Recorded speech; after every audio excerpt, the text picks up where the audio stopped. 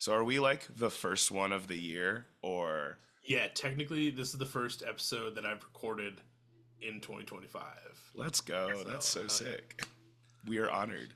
Yeah, it should be a good time. I mean, the EP sounds sick, and I'm stoked to chat about that. Just everything else you guys got going on, Totally. and like it's been fun to listen to, and like everything else too that you guys have out too is like super solid. So I also love like I'll talk about it too when we're like doing the full episode, but like just the transition and progression of sound that you guys have kind of been building on is it's nice to see. Like it's always fun to see like that start version to like where you are now. Oh, totally. The start version's crazy. We'll get into it. So, do you guys have any questions before we get started? I think I'm all right. None for me. Yeah. So, I'm good. my only question for the three of you is, do you have an unopened beverage that you would like to participate in the opening crack with? I do. I do. I already started mine. You I'll can make fake it too. No one will know, Marty. It's fine. I haven't opened it yet. Okay. All right. So what I'll do here is I'll count us down. We'll crack these, do the little intro, and we'll just have a good time. All right. In three, two, one.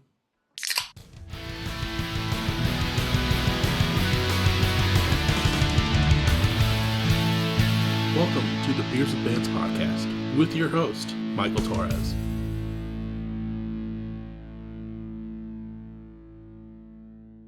What is up, everyone? Welcome back to another episode of Beers with Bands. Very stoked to be doing this. Will be the first episode that I'm recording in 2025, which is crazy to think that 2024 went by way too fast. I felt like I feel like we say that every year, but that one for sure flew by. But I'm very happy to be starting off 2025 with Inches from Glory from St. Louis tonight with me. How you guys doing? We're doing great. Stoked to be here. Yeah, we're doing good. Very excited. Dude, I'm happy that we're able to do this. Unfortunately, like we kind of talked about earlier, y'all were going to do it together, but you guys are kind of getting this crazy ice storm. But at least we have some roofs over our heads, so we can kind of do this outside of the elements. I know obviously you're dealing with ice. I'm dealing with cold up here in Minnesota. Great Midwest winter time. Truly. But, happy to be doing this. Yeah, I literally went outside today for all of like 5 minutes to film a TikTok. And then I went back in and I was like, it is too cold. I'm not doing this anymore. Yeah, I feel that. I was gonna go and like actually get groceries today, and then after just being outside yesterday alone, mainly because I drove like from back in Iowa back to Minneapolis yesterday, I was like, I'm just gonna stay where it's warm and not have to go outside. Oh, fully. So I feel that. But like I mentioned, y'all are Inches from Glory. You guys are like an emo punk rock band from St. Louis. Before we get too far into it, can you kind of go around and say who you are and what you do in Inches from Glory? Yeah, I can start. My name is Blake. I play bass and I sing yell thingy, and I write a lot of the songs, but not all of the songs anymore. Awesome. I'll go next. My name is Marty. I play drums. And I guess background vocals for a couple things, but other than that, I just play drums for this band. And then I'm CJ. I play guitar. I've written one song that's been released, and that's what I got. Uh, like I said, you guys are this emo punk band from St. Louis. For people that might not be aware, I mean, obviously there's like this new EP that we're going to talk about, but you have a pretty good discography out that's already out there already. Y'all have been putting in time, whether it's as the solo projects, which is probably started out as to where it is now, but 2016 with the first project of Everywhere from Here to There. Oh man, Yeah, you that's dug deep. That's crazy. I do my thing. It's on Bandcamp, so it's easy to find. Right. But you start out there, and then we kind of see a few different iterations of the band. I would say along the way from even 2018 Sorry to 2020's Bluer than the Sky, and then leading up to the what I would say is like the first full length because you kind of hit 9 tracks on it, which is the 2022. It only gets better. uh, and that'll lead into the 2024 changing course, which we'll talk about here in a second. But take me back to like this lore of Inches from Glory. Like when I first found the CP and I hadn't done my digging yet, I was like, oh, this is probably like a newer band. But to see that it started in 2016, we're going into technically 9 years of Inches from Glory with 2025. Take me back to like how the thought process came together to kind of start it, and then how we get CJ and Marty into the mix. Dude, I didn't even know about the 2016 stuff until like 3 months ago. Like, It's a little gem, isn't it? It truly is. Yeah, so the 2016, I guess it's an album. I don't really know. That was just me. So I was in high school and I had just like I had just gotten out of like my kind of like early introduction phase into like music in general and like finding my own stuff. So like the first like set of bands that I was enjoying when I was like, like 13, 14 was like Rise Against and like Hawthorne Heights and Taking Back Sunday and a bunch of like third wave like emo bands that I was like really really into, and like pop punk too. I was really into Blink and like Blink adjacent bands. So that's where I started, and I think I heard Basement for the first time in like 2016, and I was like, oh yes, this is what I need to be doing now. And so there's an even earlier EP. If it's gone now, I've scrubbed it from the internet. But this is like 2015. I recorded it on GarageBand at my like parents' house on my parents' iPad, and it sounds like trash. It is trash. It's really really bad. You can tell a 15-year-old made it. But 2016 is like the first time that I actually like I was taking this like little audio class in high school through this like after school program I was in. And so I got like an interface and I got a couple microphones and I got an actual DAW. I was using Studio One at the time. And I started just like recording a bunch of stuff and writing a bunch of songs that like, and like Basement was my big inspiration. So like Basement, and then also like Rise Against, and then also kind of like the earlier stuff that I was like into as well. And just like a lot of influence. And I think it came out as like just a bunch of an amalgamation of all of those influences, but through the lens of a child. And yeah, so that was like 2016. It was all me. I recorded everything by myself, drums, bass, guitar, vocal, and you can kind of tell because they're like 16-year-old performances. But that was like my first foray into like truly actually writing songs, and I was like, wow, I really just love doing this, and I want to do this like forever. And it was around that time that me and Marty met. So Marty and I both used to work. Well, Marty still works there, but I used to work at this place called STL Rock School, which is like a teaching studio where like kids go to get like private lessons and like a bunch of stuff. Or I guess not just kids, but we were mostly teaching kids. And so Marty and I met there because we were both working there at the time. I was like 16, 17, something like that, and Marty was a little bit older than me. And so we just started like jamming a bunch, and I was like, "Oh, this is great. This dude's great." I was wearing a Touche Amore shirt on my first day, and he was like, "Oh, you like them? They're really cool. I like them too." And I was like, "We're gonna be friends. We're gonna be best friends." And so yeah, we just started jamming a lot, and then it was a decent amount of time later that I asked Marty to be in Inches from Glory, because Inches from Glory was just my baby for a while. And I was like, "Hey Marty, you should join this because this would be really fun." And Marty was like, "Dude, yes." And then we jammed for a while, and then Marty had to leave the band for a little bit, just for like some personal stuff. And then I like reformed the band with like a completely different lineup of people who did not care about the music at all.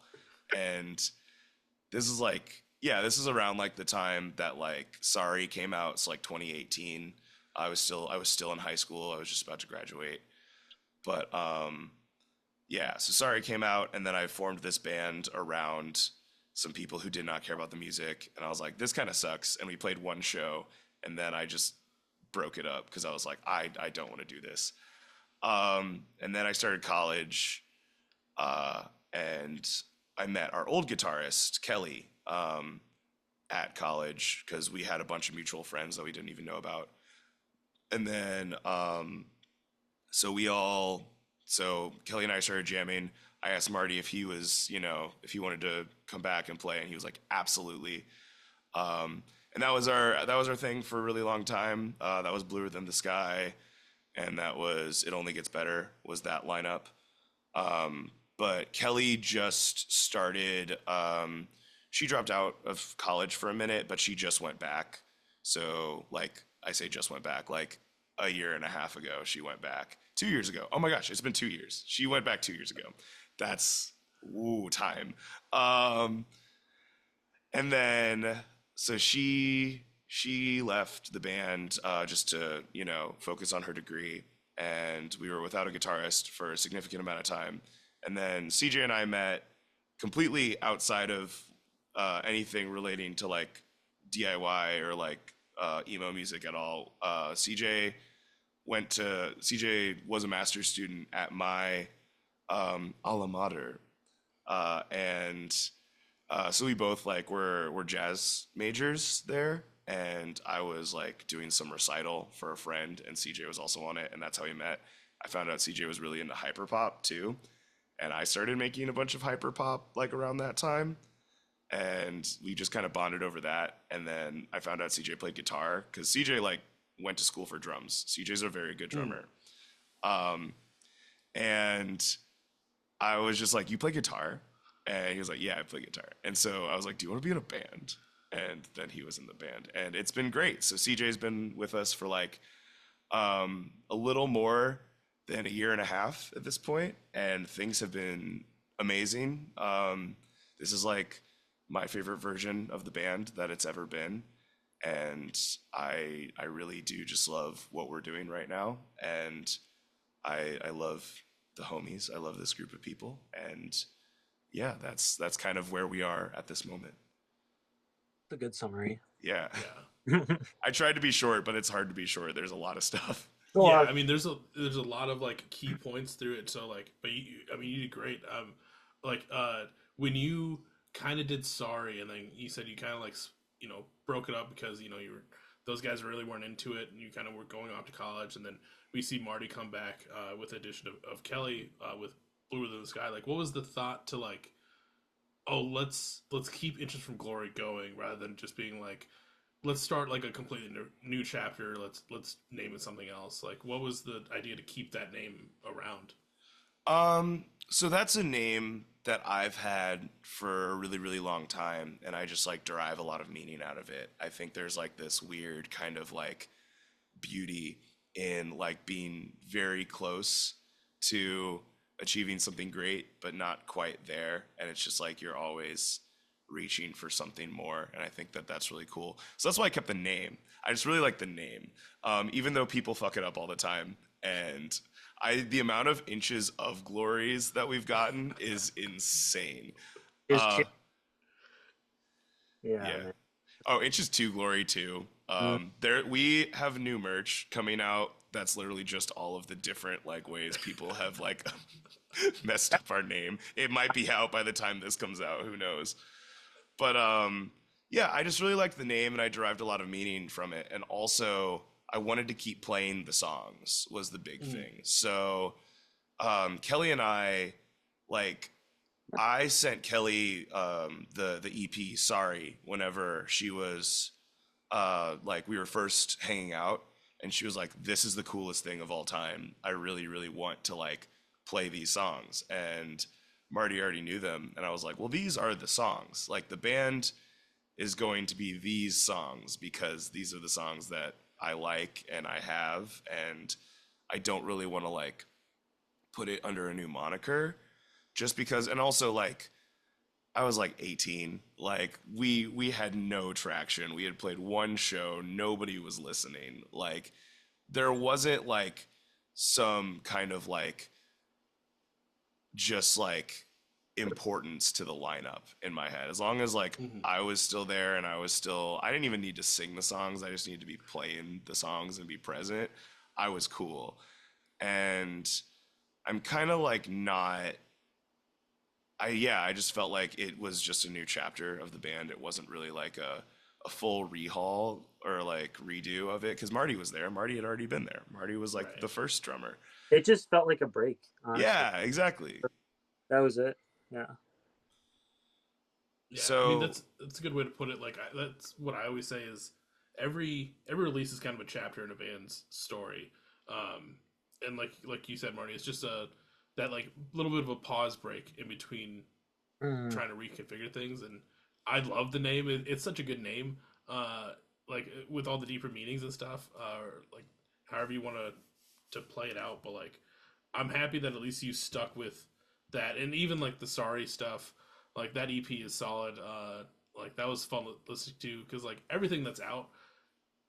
I kind of told you this before we fully started the episode. Like it was fun to listen to everything from the beginning and just see the journey that you guys have taken to get to where you are now, and the progression and like in the refining of the sound and like you can tell like where it's going from the beginning and then to see where we're at by the time we get to changing course, is just a great listen overall. definitely there's like I love going back because like Sorry's not really like my favorite record that I've done.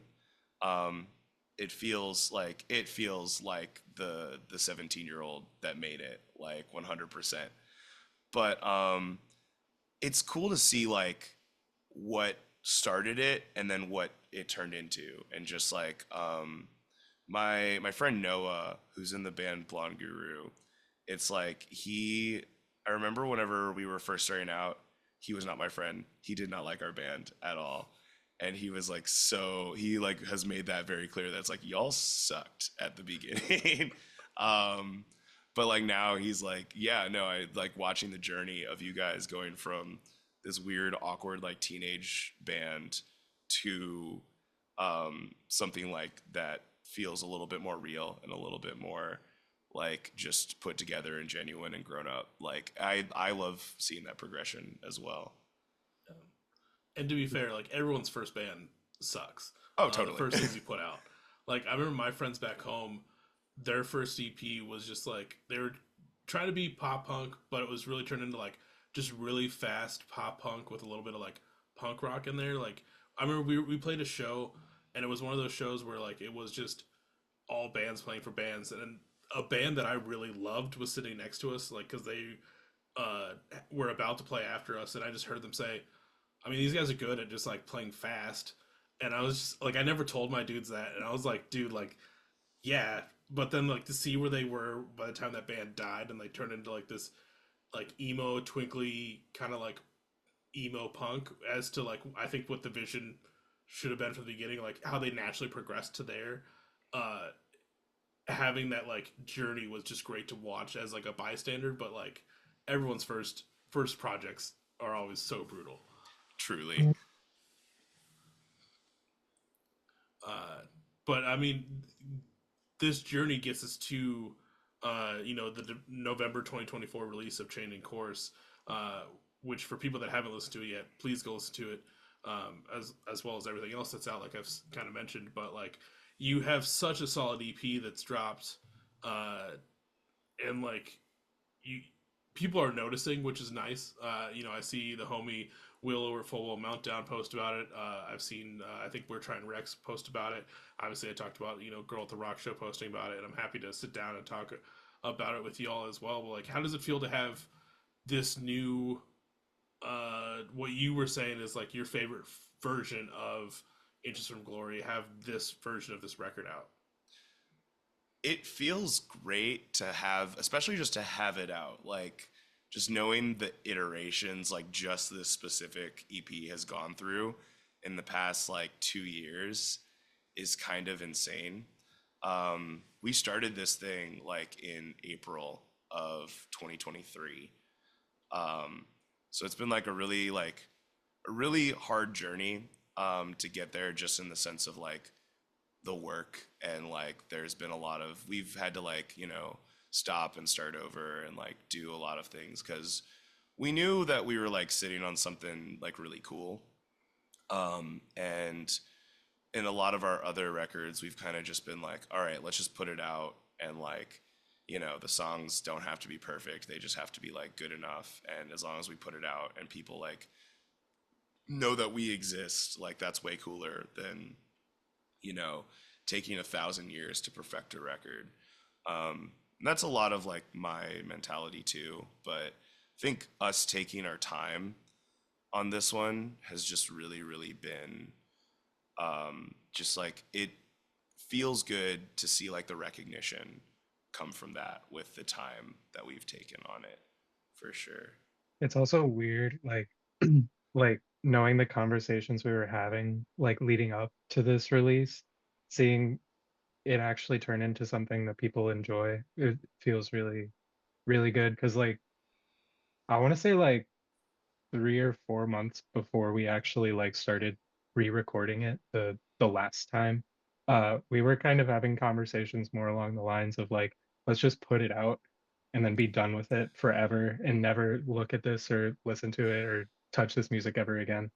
And mostly just from like having to work with like, you know, like working with like recordings that we weren't entirely in love with, or like, you know, like iterations of the song that we weren't entirely in love with, or like just the fact that like the music was like a year and a half old by the time we like recorded it for the last time. Like things got faster, like things sort of settled in, and like uh kind of seeing the like looking back at those conversations and being like, man, we hated this, we did not like it. And then like by the time we actually recorded it, kind of like falling back in love with it again. Like it feels really good to see like other people appreciate it after Yeah, that like turmoil.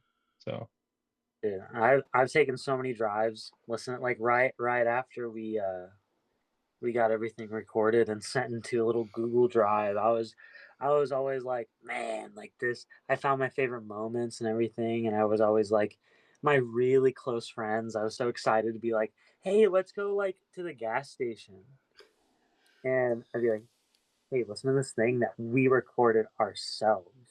Like we did this. You know, it feels really cool because we've grown very intuitively. Just like we grew up and matured, and so we made sure our band did as well. And it's very cool. Now, is this the first release that you guys have recorded yourselves then?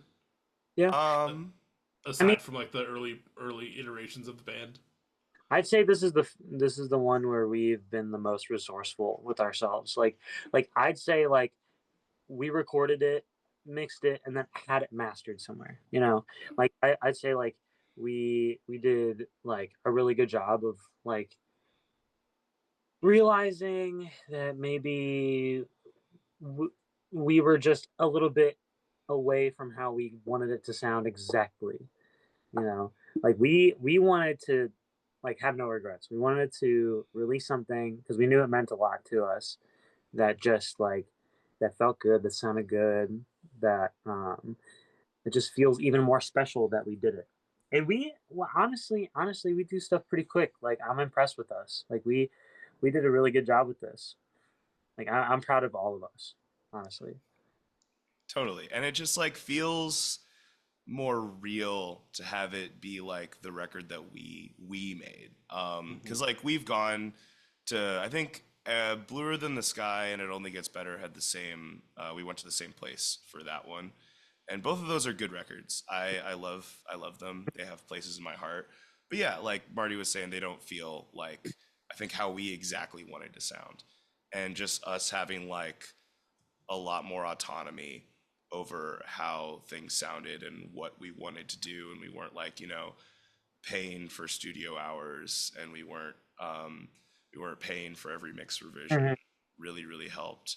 Although I kind of feel like CJ should be getting that bag for this. He kind of went off, but it was just nice to like sit with it and be legit with it, and like we really got to just like um, make the record for ourselves. And I think that's why we had so many like revisions of it, because we were like, we know how we want this to sound. This does not sound the way we want it to.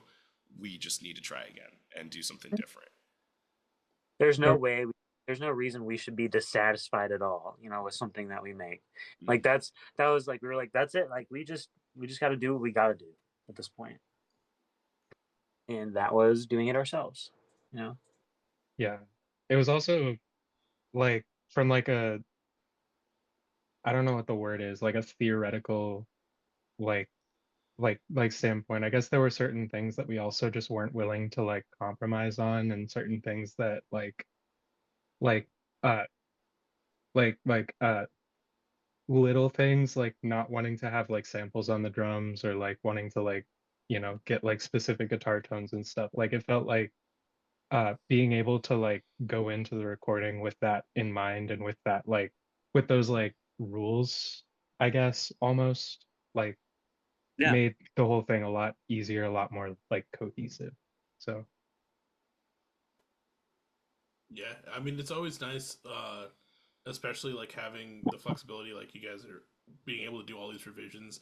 Do you feel like at a certain point though, like it's it's too much flexibility, like because then you like kind of allow, like I've talked to someone and they're like, yeah, this is revision like 6.02 whatever, like joking, like just because you listen to it so many times and you're like, oh, maybe like this hi-hat should be in a different spot, so you kind of just retweak just like the little things the entire time. Do you feel like that's good or bad sometimes with doing it yourself?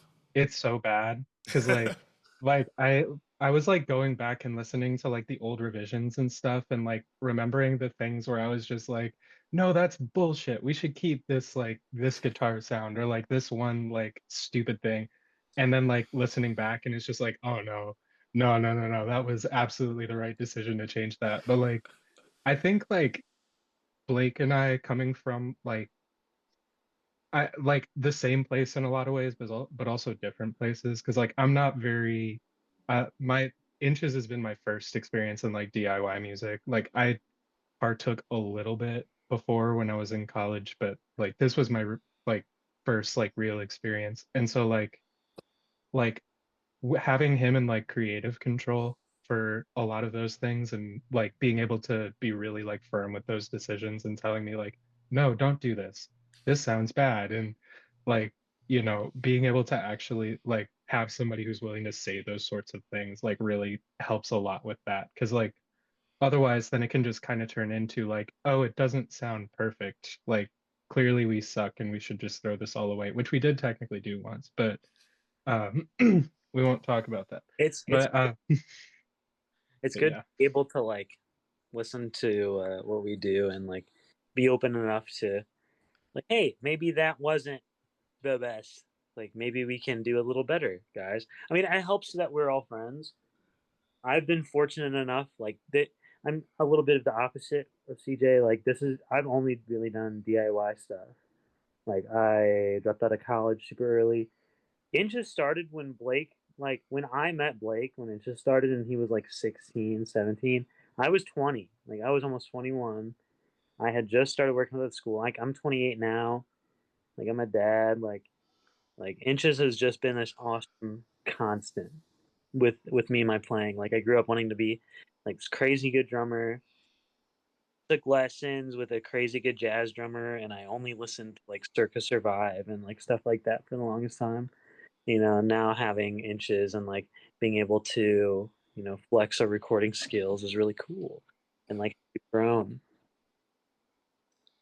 Yeah, it's definitely been just really cool to like say that that's something we can do too. Like it is a little bit detrimental in the sense of like we can get really picky with it, but I think there's also three of us. Like Right. you can only get so picky with like three heads. I wouldn't even say we don't like butt heads by any means about recording, but we can definitely just like, we all have different ideas. And so I think we're all like open to listening to each other, and nobody's like, no, I'm not going to do that.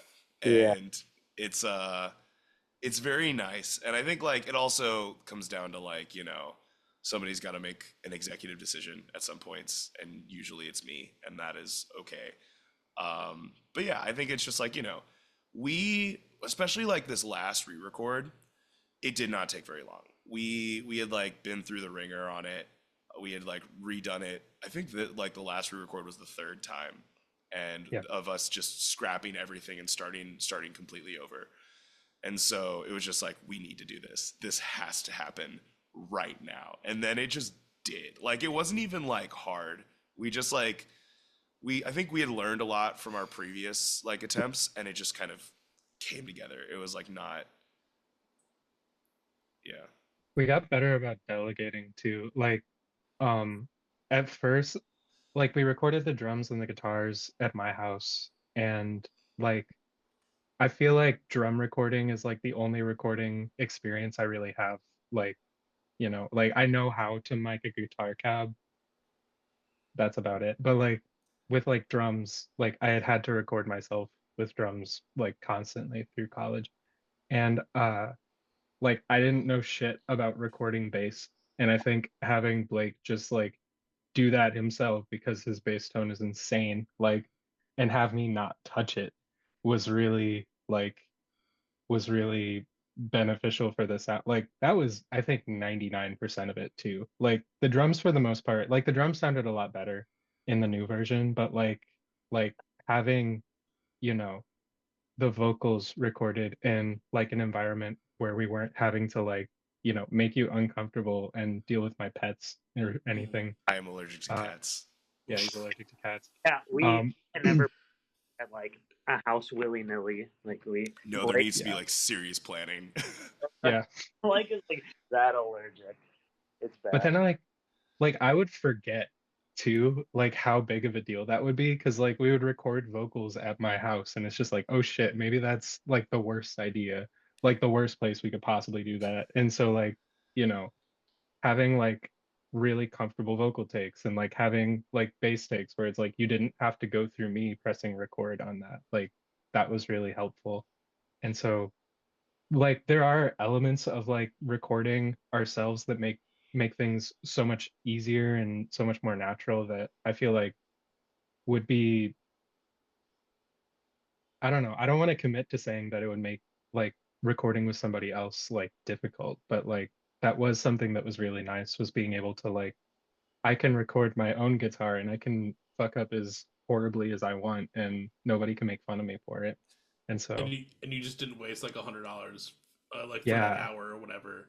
Hmm. Like I always commend the bands that like kind of get into, obviously, Inches was kind of doing it from the beginning when you were doing the DIY stuff on your end, Blake. But like for bands that are in 2025 now, if you're not able or not recording yourself, doing at least demos or doing a decent amount of stuff on the the lead part of it, like this is the time to start doing it, because like you can really do what you want, especially without having to go to like a producer that may or may not see your vision. This is your chance to like fully get your vision, but it's also the time where like it's everyone's recording themselves. It's obviously not that difficult to like kind of figure it out. You already understand your equipment anyways, so might as well just like dive into it. If you can afford the extra products and stuff, it'll save you a little bit more money in the long run. Yeah, exactly. Like we only use, I think, 10 channels at a time. Like, I have 16 and I could have done we could have done this again with like a Behringer interface and then like the SSL one that Blake just got for Christmas. Like we could have done something like that. Like it was kind of shocking also how much just like stripping things down and deciding like, hey, we're doing this ourselves. We shouldn't be like cosplaying, being in Mm, a huge studio, like with like having 16 mics on the drums, which we did try and it didn't really turn out. But it creates so many more problems than solutions. But it was like, yeah, being able to say like, okay, just two overheads, not three, like just two room mics, not 12, but Yeah, taking out some of the fat for like the recording end was really really helpful. Especially on my end, I was like trying really hard to like whenever I was recording bass, I was trying really hard to be like, oh, I'm gonna put like four mics on my cab. I'm gonna make like every speaker sound great, and then I was just like, no, DI, you see those and like You see those like Greasy Will TikToks, dude, and you get excited. It's Yeah. like, yeah, man, he has like 64 channels and he's using all of them and it sounds crazy. And it's like, I have, we not doing that fixed so many problems. I Borderline. love, That's so funny. Uh, but I love that we kind of said where at the end of the day you still love this album because I know obviously like you said kind of re-recording it. A lot of bands you've been sitting on music for a year and a half. By the time it's out, you're like, "Fuck this shit! I'm ready for it to be out. I want to move on to the next thing." But I love that you said that you still love these songs because we're all just coming into the fold with them, and like we all love them. I mean, the opening track alone, like that initial guitar riff that is kind of going on, hooks you in so well to this whole EP. It brings you in, and then you're just on the ride for the rest of this amazing EP that is I've literally had a joy listening to. Um, and I had thought there, and I lost it, but that's totally fine. But yes, that initial guitar tone brings you in, and then we just get on this great ride. Obviously, um, we kind of get to see your kind of this kind of take on like a melodic hardcore version of like Bugs with being that 1 minute song, which is fucking great. Like, um, with the different iterations that you guys worked on from start to finish for this record, like what is something that like we would be shocked to know about one of these songs that might have been completely different from the original thought process to its final form? Um, I'll say first that Bugs was like, okay, we were like, let's start recording, let's do this, and CJ and Blake were like, hey, we have this song that we're gonna add. Here it is. So we're gonna do this when you get here, basically. So that was Bugs was basically like a 3 hour endeavor. Like honestly, it was crazy. It was the most like like it was the fastest sprint I've ever had with the song for sure. Like it was introduced to me and then recorded and done with in like 3 hours. Wow. Yeah, no, yeah, we literally just popped that shit on Marty with no, we did not give him any notice. I felt really bad. So like the like story behind that was that I was like at the time I had like started going to the gym and I was just like listening to albums like straight through because I didn't want to make a playlist. And I had listened to like laugh tracks by Knocked Loose and they do the thing where like everything just like the first three songs are just straight through. And I was like, we should do something like that. And I was like trying to put like a combination of the four songs we had, and it was just like there was just this awkward gap between like the first two songs, Quiet, and then I forget what it would have been. I think it would I have been forget. Ghost Stories. Yeah. And Yeah. so, but it was just like listening to those two back to back, it was like this shit just doesn't work. And so then I just like I was in I don't remember the name of the restaurant. I was in a restaurant and I just like texted Blake, like, what if we just added a song that's like a minute long, like where I can just like pretend to be like half heart or something for like a minute. And like he was just like, I'm not opposed. Those were the exact words, I think, not opposed. And I was like, all right, we're doing it. That's a yes. And so we wrote that. We didn't like it at first. It kind of sucked. And then you added bass, and then it was like really good. And it was like, okay, shit, like it's happening. So that was like no exaggeration, probably a total of 3 hours went into that. Like not including the recording, but like the writing and everything. Yeah, I Insane. remember like CJ sent me a demo for it the day that I was like, yeah, we could do that. He sent me a demo that day, and then like hours later, the final version of that came out, and I added bass to it, and it was like, oh, this rules. So, but I think the funny one is Bugs. Bugs is the newest addition on the EP. Like our first two like recordings of the EP did not have Bugs on it. And so Bugs was kind of like a last minute addition, but I love it. That's like one of my favorite songs Mm. on the EP. I think like the one that went through the most change from our initial recording of it to where it is now is probably Deep Below. Just like I think it started a lot more like I was thinking a little bit more like shoegazy. It still kind of is a little bit, but not for real. I was thinking like more like Super Heaven or like Nothing or something of that sort. And there's like a lot of like chorusy kind of like reverbed out guitars in the first version. It sounds bad. That'll never see the light of day. But it just like all the form was there. Everything was like still the essence of the song. It just had like way different guitar tones, and I was just kind of like, no, it just doesn't work like that. And it kind of made me hate the song for a while. Um, and I think the only song that we like changed up how like the form worked and how it like actually like sounds was Quiet. That used to have like a lot more guitar in it. Like there was a whole like lead line near the end of the song, and there was like more guitar there was it wasn't just bass in the second verse, there was a guitar part in the second verse. But we just realized like the more that we added to that song, the less we liked it. And I think like as we started taking away guitar parts from it, it started to shine a little bit more. And I think that's just kind of like how we've approached this EP is like less is more for I actually sure. have I have a story about Quiet and why we took the guitar out of that second verse. It was because we were recording a live session at Killed to Death, and I think the first song we did was Orange from only no Bluer Than the Sky. Orange And is on, it only gets better. oh, only gets yeah, that's right. But in my mind they're the same. But but we started with Orange, and I'm I'm not a guitarist in the sense that like I don't really practice the guitar enough to be a guitarist in a band that has tapping parts. But like I was just like not really practicing at that point, and my hand was cramping so bad. And so then when we got to recording Quiet, I was like, hey, I'm just gonna lay out of the second verse. And then like I kind of like beefed it when we did the live recording, and I don't think we used that one. But like at the time I was like, I actually really like how that sounded. And so it all started out of me being too lazy to practice like being able to play for 15 minutes straight. And so yeah. I mean, that works out perfect. Like, yeah, just accommodate what you can do and what feels right.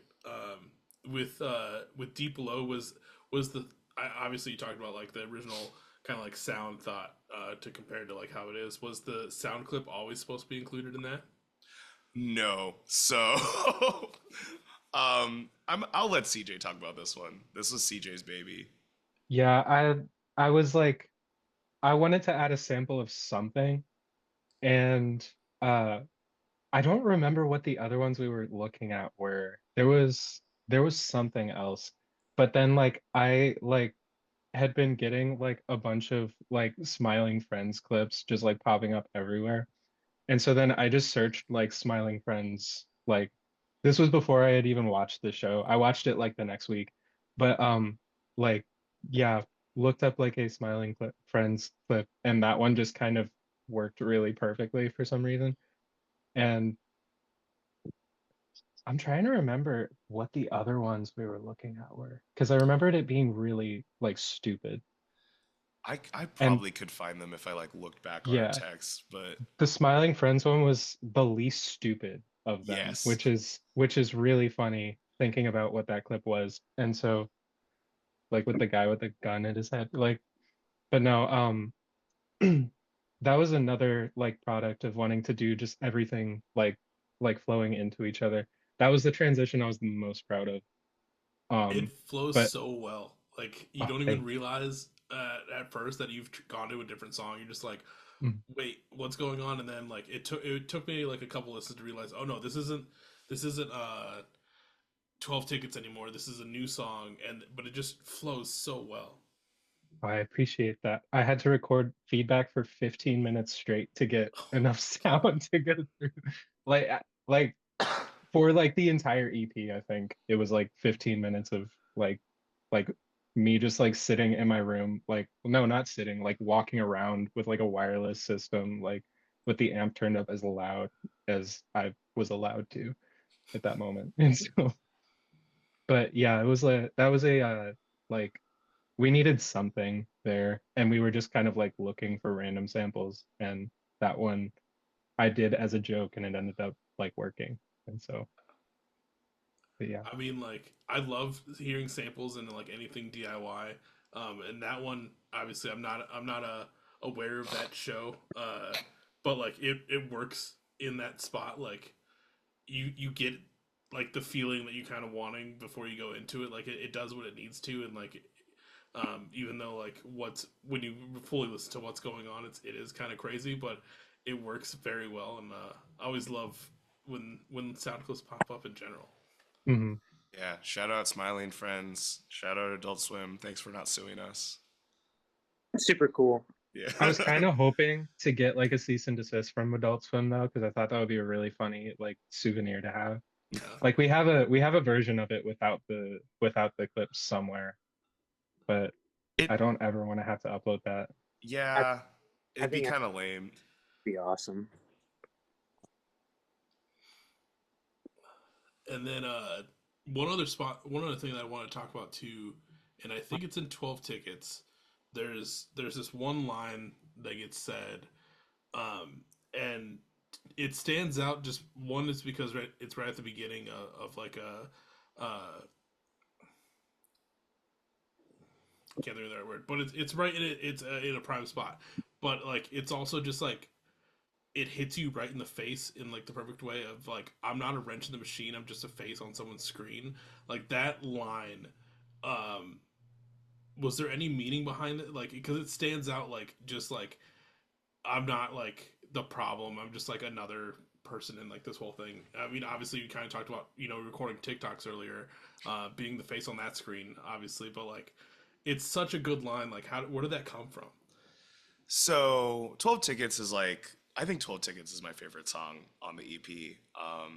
I love that song. I wrote it right as I was like hitting a really big transition point in my life. But that line specifically, that whole like bridge, is just kind of like we all like desire a little bit to be seen as like this idealistic figure, I guess, of ourselves. Like we want to seem like the best version of ourselves to everyone. And I think like the way that we like present on the internet especially is like us trying to do that.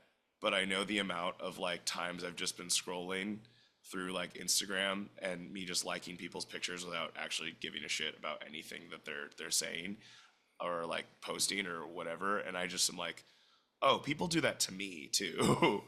So that line just kind of was like me feeling like a little bit less than, ideal about like, my place in the world. And I think I like the term wrench in the machine because I feel like it's a very like anarchistic like I am the wrench in the machine. I am the thing that brings down the system. I am like the supreme like fucker of shit, and I will like break the system, and I will create a new thing. And it's like nah, not really.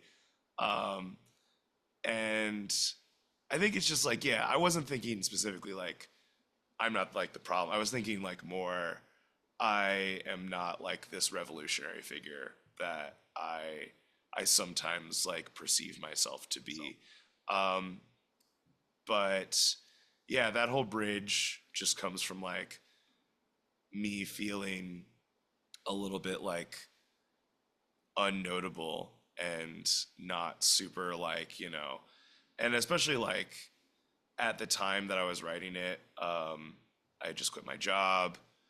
Um, like the band was kind of in limbo because that was around the time that Kelly had left, and I was just like trying to figure out who I was and where I was and like what my life would be from there.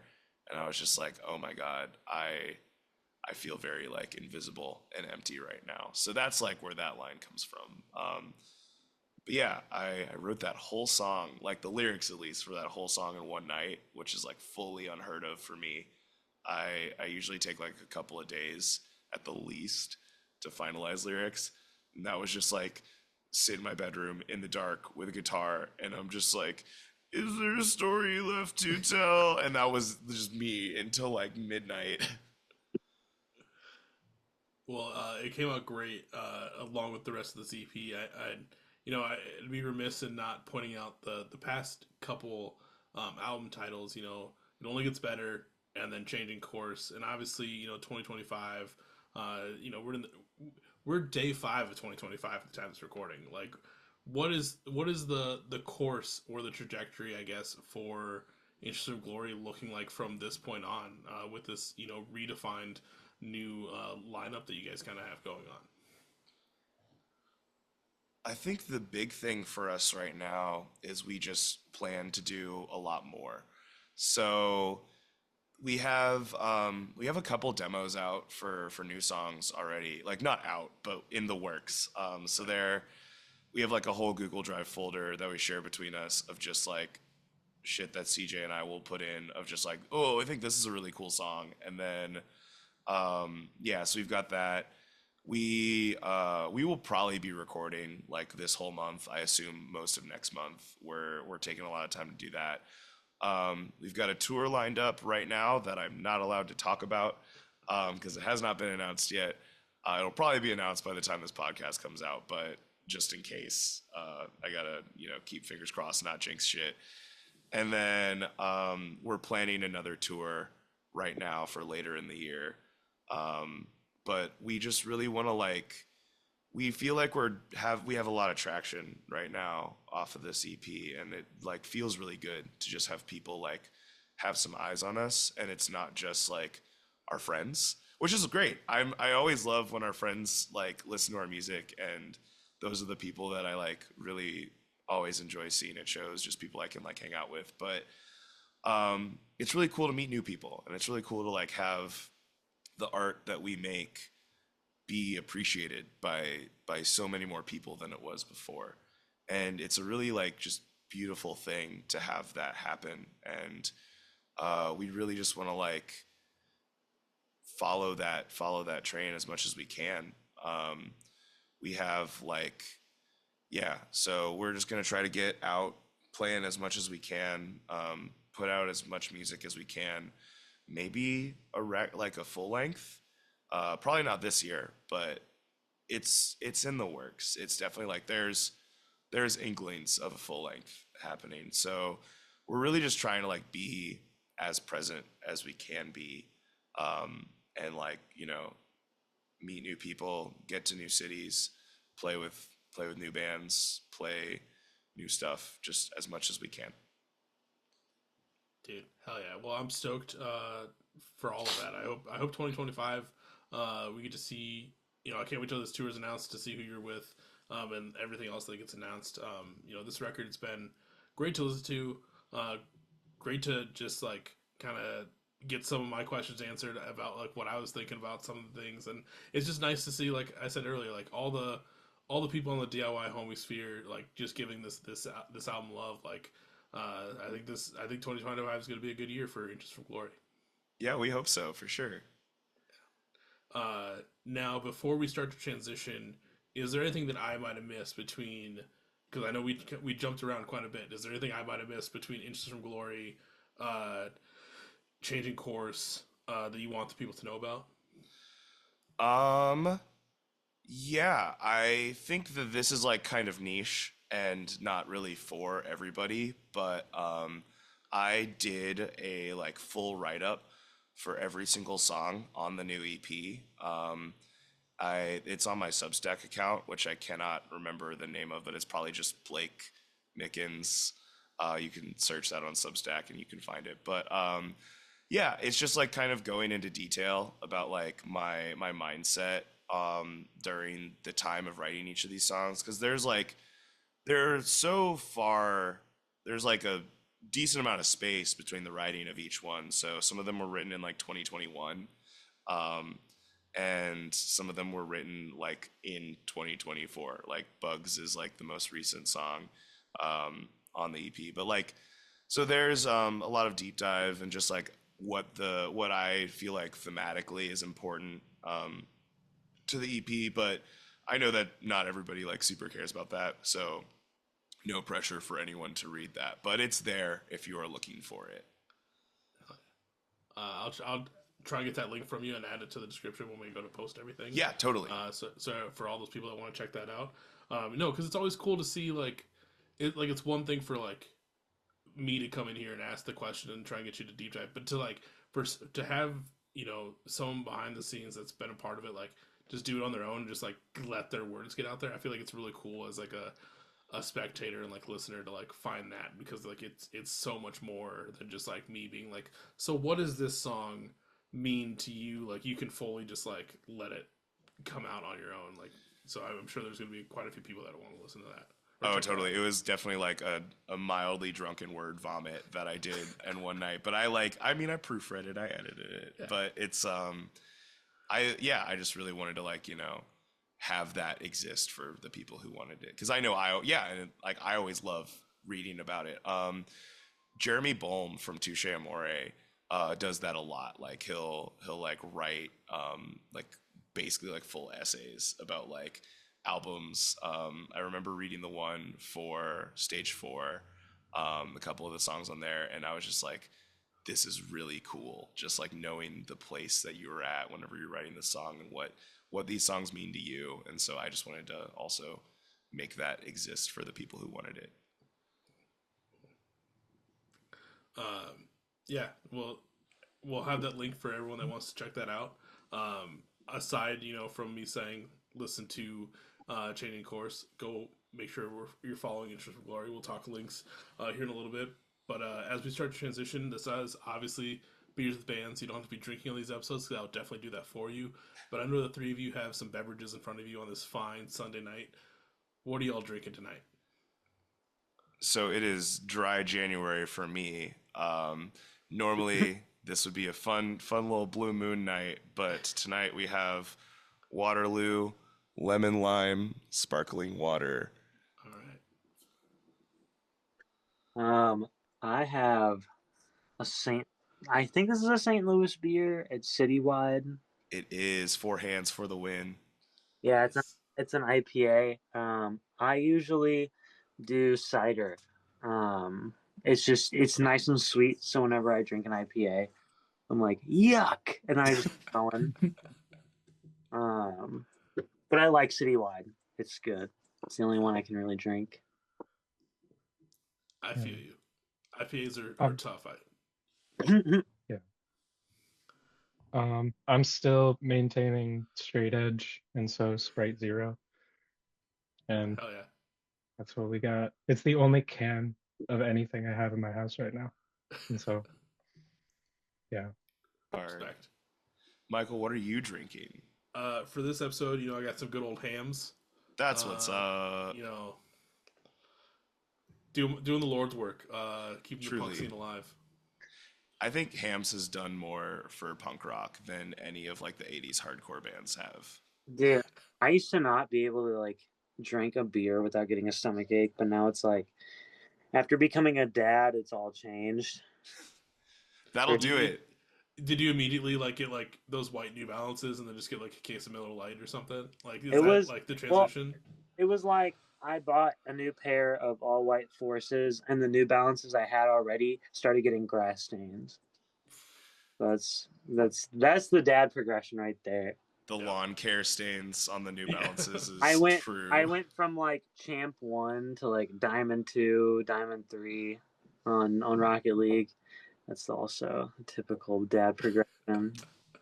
Getting worse at video games. Did you start lifting heavier? I think you do get dad strength. Like I took a big gap on exercising. Like I went hard over quarantine and stuff, and then I started like lifting and going crazy because I had like a crazy, like it wasn't a crazy breakup. Like I ain't gonna give him that, but like it was a breakup for the ages for sure. And so I was going a little crazy around like 22, like 23. But after I became a dad, he was born on September 4th, 23. And Yeah, you don't get to do like the things that you're used to doing like right away. You got to learn how to make time for them for sure. But being a dad, like I think I'm the best iteration of myself in inches as a dad, That is true. Mm. which is crazy. Like I like I was like doing pretty good. I was growing with like CJ got in the band, and I was like, okay, bet like I'm growing too. And I had my son, and like we played a gig like 5 days after or something. Marty Like literally showed up like for our set and then dipped. bro, we we got out of the hospital like me and my fiance. Like we got out of the hospital. I was like, I gotta play a gig tomorrow. We were in the hospital for 4 days. Like Damn. not even any complications. That's just how it is having a baby. They're like, you cannot get used to this right away. You got to stay with us. Then you can go home. Um, but I went and I played a gig with them, and I fucking sucked. Like I did good. I was just like I was dropping sticks. I was slowing down. Like I had no energy. Like you don't get. I don't know. Do you have children? No. So that first, like what you think having a kid is, you're like, oh, I could never do that. That's like the first 2 months. Like that's that first 2 months you are getting up, you are a slave, you are just it's certainly like crazy. I would never not do it ever again. Like I would make the same decision over and over and over and over and over and over again. Like I love being a dad, but it's definitely tough. And the fact that I still have inches is really cool. Like I love being able to have this, and my fiance is great. She allows me to like make time for it. Um, but yeah, he's currently struggling to get to bed right now. Oh, He's in the room right under me right now. Uh, well, I feel like that deserves a cheers for dad life. it Like, does indeed. yeah, Cheers. hell yeah. Mm-hmm. Because that's a tough thing to do, especially being part of a band. I know a few friends of mine that have gone down that road, and to see the struggle between life and then doing the band, like it's commendable. You're doing a great job. Well, you've heard the album and you've heard Inch's stuff. Like a big thing about the live shows for me is stamina, is like being able to go hard the whole time. And it didn't happen until I was a dad, but like we had a gig and I threw up after. Like I played so hard. I stopped and like put my stuff in the car. Me and my fiance, we were driving home. I was like, yeah, you should pull over. Or I should pull over because I have to fucking throw up because I exerted myself so hard. Um, yeah, I had to learn how to like exercise again and get ready for that because it's not easy for sure, but it's it is very cathartic. I'll say I love playing Inches gigs because it feels like I just like ran down a mountain. Like I love it so much. Yeah. Dude, That's hell a yeah. thing for playing drums for anything that Blake writes, is like having to lay down afterwards, dude. Like it's nuts. Like I feel like the cloud cover gigs were the first ones where I like finished and I was like in pain. It's like physical, like Hmm. can't really walk. That's Like because the it's cloud nuts. cover stuff doesn't have any real drums. Cloud cover is one of my other projects. I'm in like a too many projects, but cloud cover is like my little hyperpop thing that CJ and I kind of first like bonded over. But when we play live for that, CJ plays drums, and but it's all like breakbeaty shit because Mm. I do not write real drum parts. And they hurt, dude.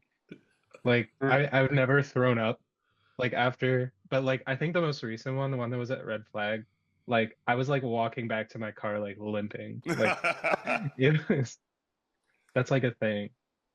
Man, it's tough to be in a band fully of drummers. We're all drummers. Yeah, That's for sure. It's humbling being truly. being the drummer in the band of drummers.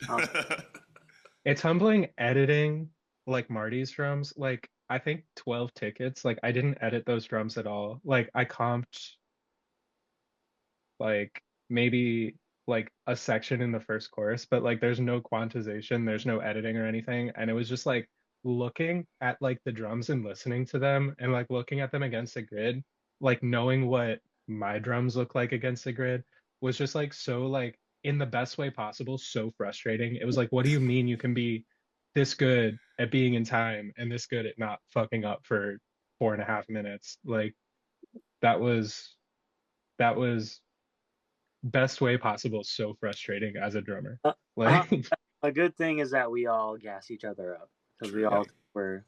I think they're great musicians through and through for sure. Yeah. Like being a drummer and like in a band, you're like, oh yeah, we got a new guitarist. Also, he went to Berkeley for drums. Um, like you got to let go of some like pride. You know what I mean? Like growing up as a musician, like you will most likely kind of have a phase where you're like, I want to be good at this thing. You're gonna compare yourself to other people. You're like, I want to be better than this person. Blah blah blah. I don't know. Competition is always great. I'm a competitive person, but I think with this, with something that's so like it's self-expression. Like I'm not trying to impress no one. Like I'm like just I'm playing and having a great time with my friends and expressing myself, getting this energy out that I have within me. Like it's great. It's a good outlet. Oh, yeah. Well, we're gonna start to transition to the later half of this episode, which is always. I know we're loose. We're already giggling a little bit. This is where we're kind of talking about some fun stories from you guys' time music, whether it shows time recording. Obviously, we talked about two moments where you guys have thrown up after playing drums. So you know we're already seeing where this is going. The way I like to think about it is like think about the stories you always reminisce about with your friends. Those are usually the ones that everyone loves to hear. I used to say you can use any adjective. Anything hectic? Fuck, I can't even remember it. 2025 has fucked me up already.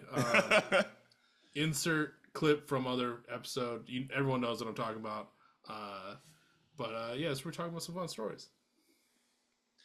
Yeah, totally. I prepared for this like so hard because I was so worried because it's like for how long we've been a band and like how many times we like play per year.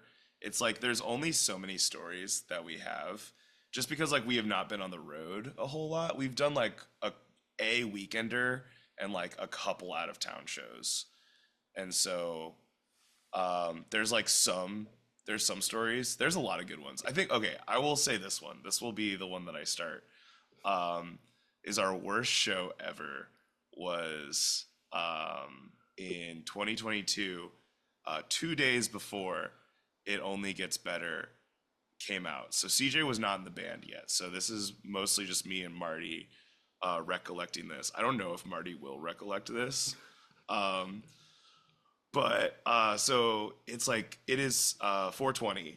So we that starts the time. But it's 420. We're like 2 days before the album release. This is not like a release show by any means, but it's like our last show before we release the album. So I expected a decent number of people to show up to the Heavy Anchor on that day. We were playing with a couple of bands that will not be named. I will not be naming names for this one. Um, and so one of the touring bands for that show, I just remember Kelly and I were loading in, and I run at the time, actually, I still run this now. I've changed like rigs, but it has gone back to this rig, which I think is funny. I was running a Ampeg PF 800 with like the 212 cab, so it's like it's like a mid-sized bass amp, but it's not like it's no slouch by any means. It's not like anything bad. And then Kelly was running what was Kelly running? I think it was a Vox AC15 I at the time.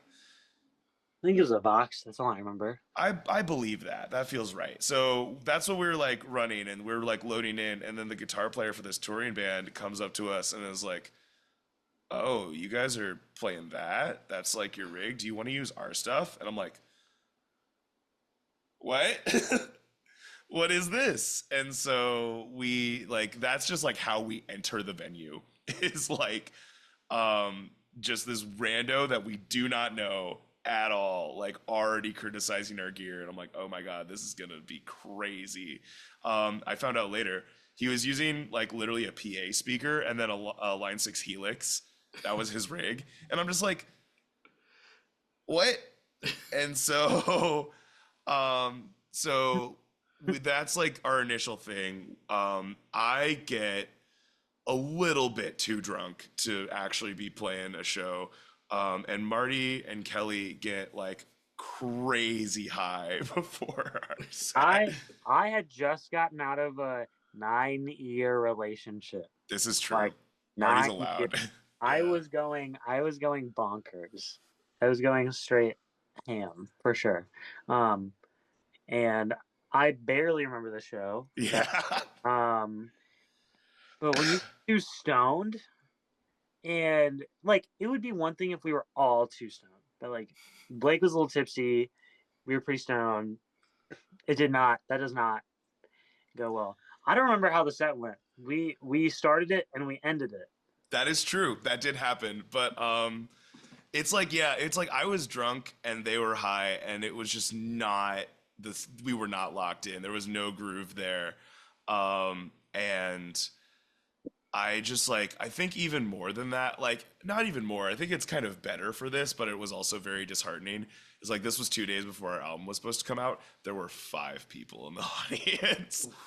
I know, and that's like including one of the other bands, because the one of the touring bands was like in the green room. So it was like literally like 3 people who were in bands and then 2 other fuckers that just kind of showed up. And it was crazy. And then like probably my worst vocal day ever. And we were just like not hitting shit. It was so aggressively bad. And I just remember after our set, the sound guy came up to us and was like, "Was that your first show?" And I was like, "Youch." Yeah, we had just now played our instrument for the first time. It was a hellish experience that I would not wish on any living creature, honestly. You gotta do it. Like, There's Yeah, like, I feel yeah, like- sometimes you gotta make that happen. Yeah, I feel like the only time to like that's like the right time to make that happen is the exact scenario you guys went through. Like I remember one time we were on tour and we were coming back. We had like 2 shows left before we actually like got home, and this is like the second to last show, and we were playing somewhere in Kansas, and we get told on the drive to the venue that the other band that's supposed to play, oh, someone in our band couldn't get the day off of work. I guess they never requested the day off, and we're like, we've had this like lined up for like months at this point. So they're like, hey, yeah, so we won't be there. Like they didn't even show up to support at all. And we played like this random like just bar, and it was really funny because like a reporter came out, or an interviewer like interviewed the band that I was with, and then we were finding all this out. So like we don't even want to be there. And normally for like shows, I would give the guys like a 2-drink limit before they played, like 2 beers. That's it. Like you guys stay somewhat cohesive, because I've seen them just get totally trashed and then like try and play a show and it never goes well. And they all kind of looked at me and they're like, "Is the rule in place today?" I'm like, "Nah, fucking go for it." So like we had time before the show started, our set started, so we just got hammered at this bar. Like the bartender even felt bad. He was like giving us a few drinks every once in a while. So those moments are allowed. Like I feel it. Like you're good. It needs to happen every now Yeah. and then. It's humbling. Mhm. Yeah. There's I was gonna say a story. oh yeah. I'm sorry if it's CJ's story, but it's the one that sticks out to me. Is there was a there. I don't know. Have you ever seen that movie Hereditary, or like something like it? I know which movie you're talking about. I think I've seen it like once. Like any movie with anything demonic, anything ritualistic, anything like that. It feels fucking like evil, right? Like there was we were playing at the sinkhole, and there was Shout someone. out Sinkhole. There's 3 people. They were not getting homeless. I don't know what the fuck they were on. They were They were probably like 19 to like 23 years old, right? They also did not come into the venue at all. Like they were not there for the Three show. people.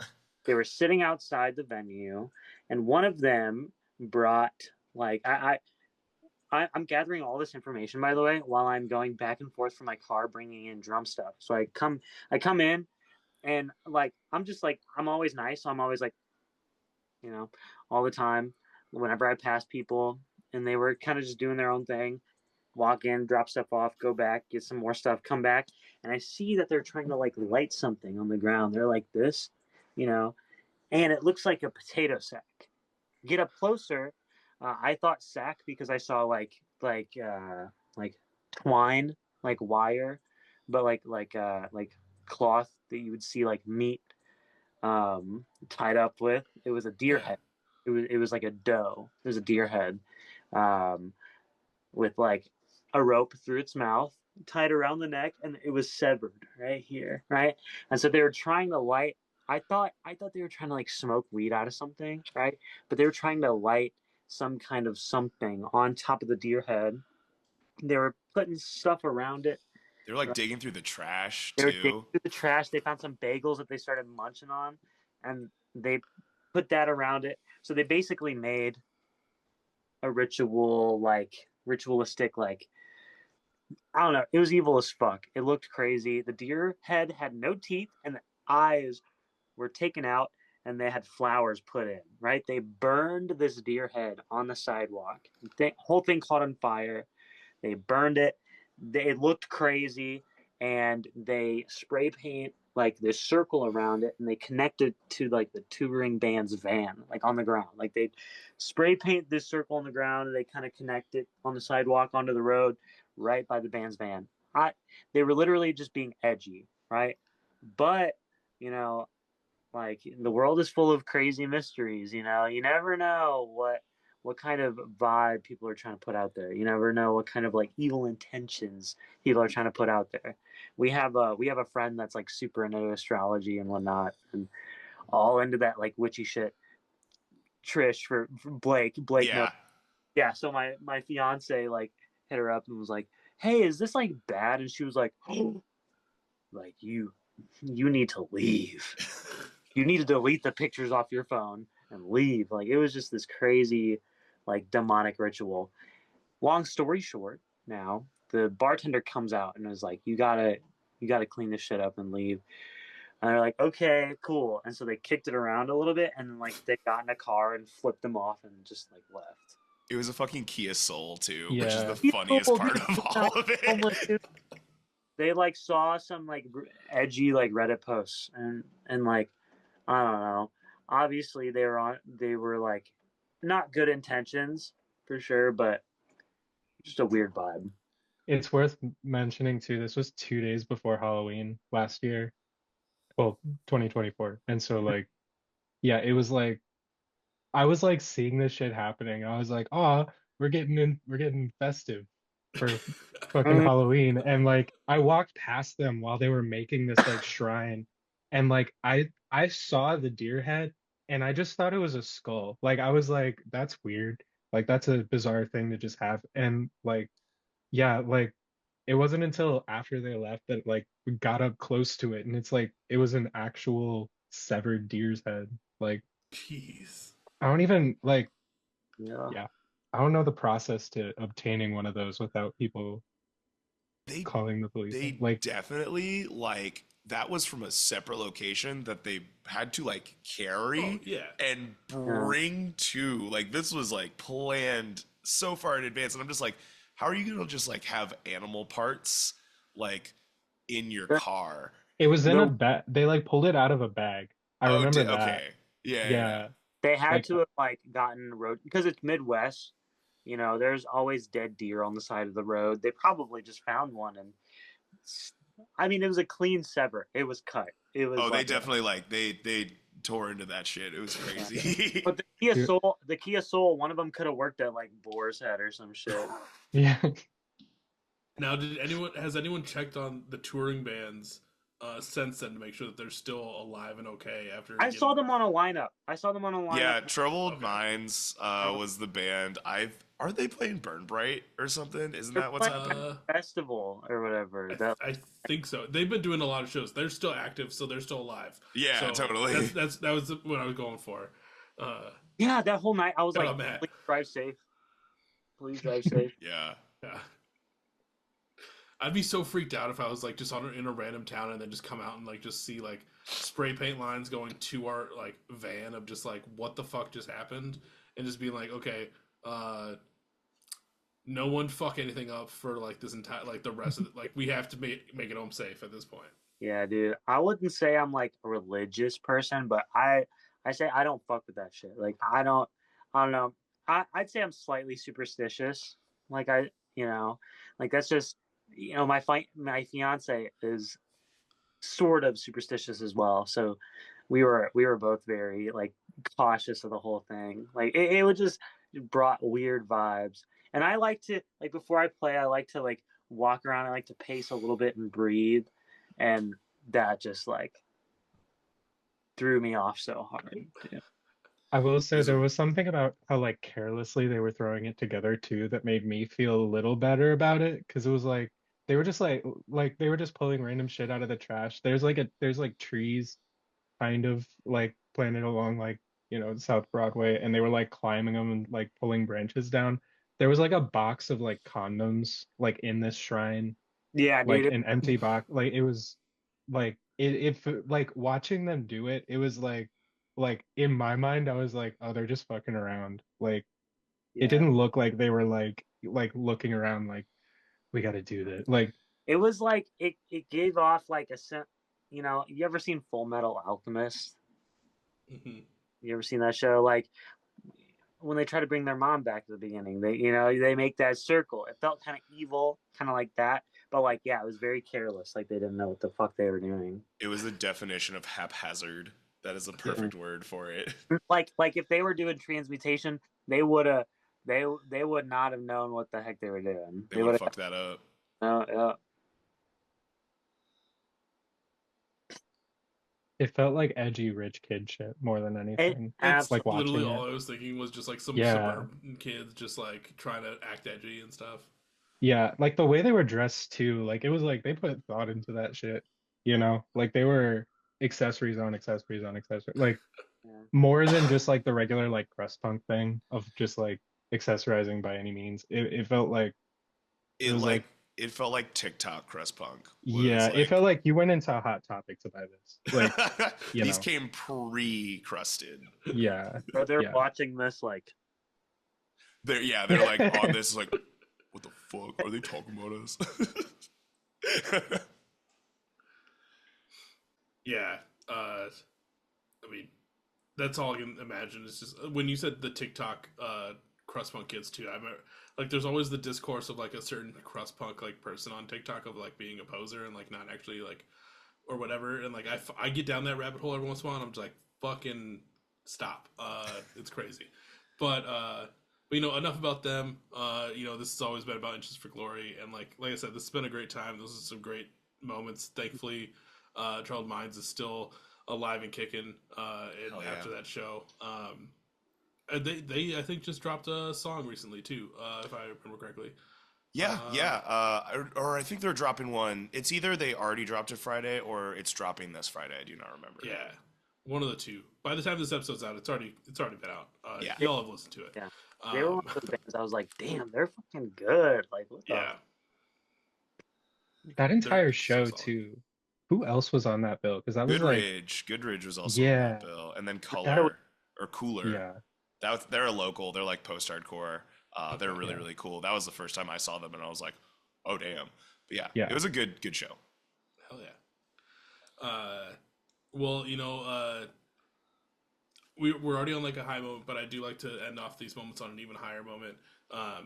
So before I pack this bowl, just kidding, not that kind of high.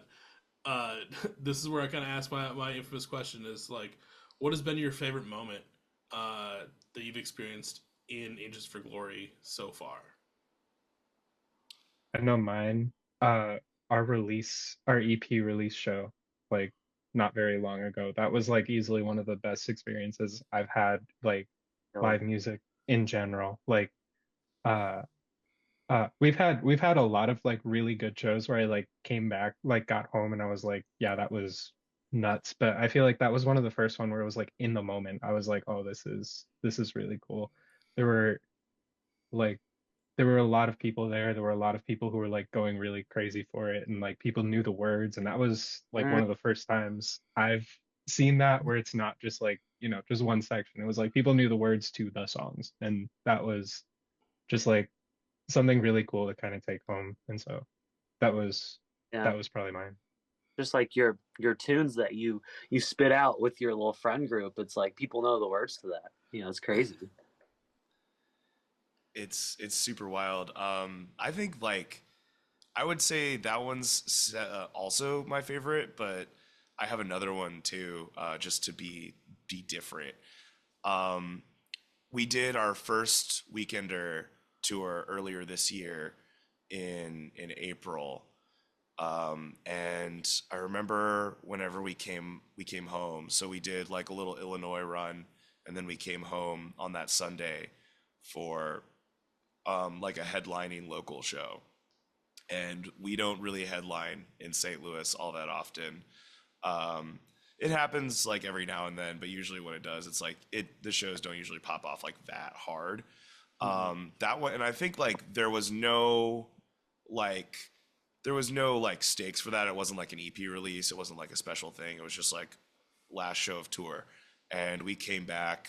We played it at Sinkhole, and we like packed it. Like that was the first time we'd ever like really packed that venue like as much as we did, and it was like a similar feeling of in that moment. I was like, oh shit, people like are really vibing with this. They're like going crazy, and like there's a lot of people here, and they all like stuck around because we played last. We were headlining, and they stuck around for us, and like there was no energy lost in like the other bands. It was really just like a beautiful like thing, and I think that was like the first time I felt like, all right, we're doing something here. Like this is real, and this is like coming together in the way that I want. And I think the EP release show just like heightened that to 10, like to 12, to 15. It was beautiful just to see like that many people come out to see us and sing our words back and know our songs and like our songs. I just felt like, what we're doing matters, and it's not just like a fruitless art project. It's just making music for people to enjoy that people do enjoy. Mm, yeah, I really I don't know the contrast like between that last show, like CJ, like that last show we did with the album release show.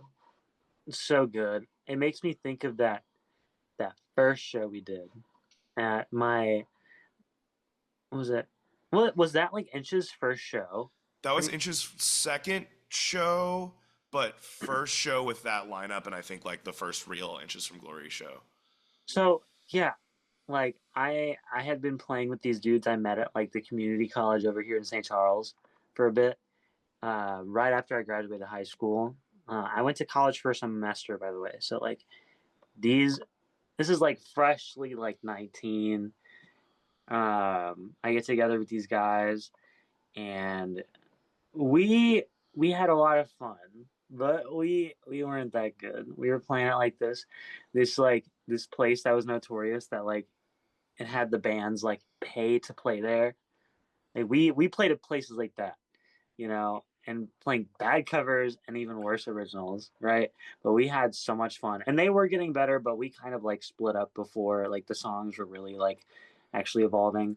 Anyways, we threw a house show at um at one of the people's houses that was in that band with me that when I was like 19, 20, and that was right when I joined Inches. So like I would get with this band that I used to play with and be like, guys, like I started playing with these guys, like my friend Blake and our friend like this new girl Kelly that I just met. Like it's really cool. It's really good without trying to be like this shit's like so much better, without trying to be like that at all.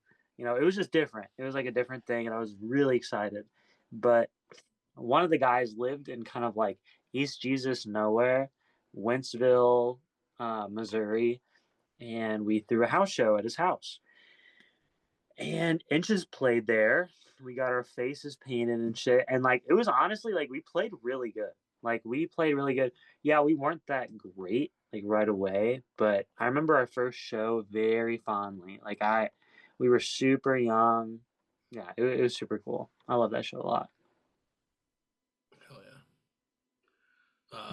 Well, those are all solid moments, and hopefully maybe one of these days we'll get together and do a round two, and we'll get to hear some more great moments that you guys get to experience, especially with this hopefully packed 2025 for you dudes. Um, like I've said, changing course is great. I hope everyone listens to it. If anyone's looking for Inches from Glory merch, music, or just the band in general, where can they find it? Yeah, I mean, Instagram is like my favorite place to be posting. So you can follow us. Pretty much all of our socials are just Inches from Glory, all one word.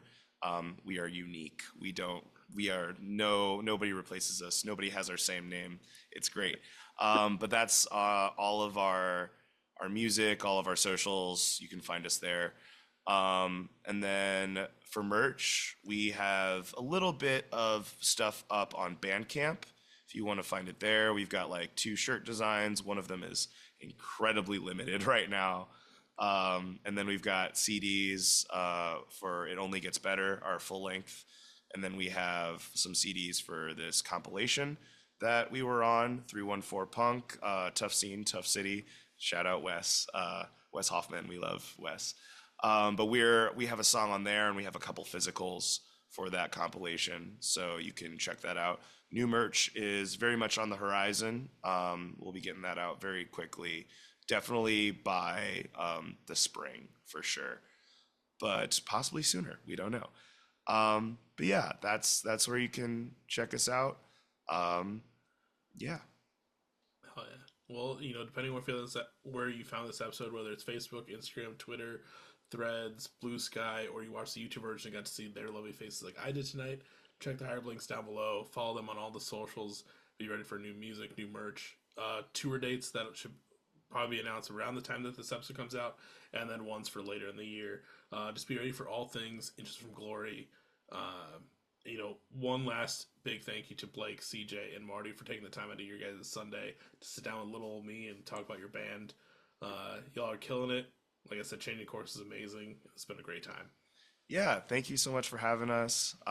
Shout out to Michael. Shout out to Beers with Bands. Check out all of their stuff. Check out all of Michael's stuff. It's really good. I've been listening to it for days. I love it. I appreciate that. Everyone, like I've been saying, go listen to Inches from Glory. Go follow them everywhere. Listen to Changing Course. And I'll catch everyone on the next episode. Awesome. Yeah, thanks for having us. Peace. Have a good one. Thanks.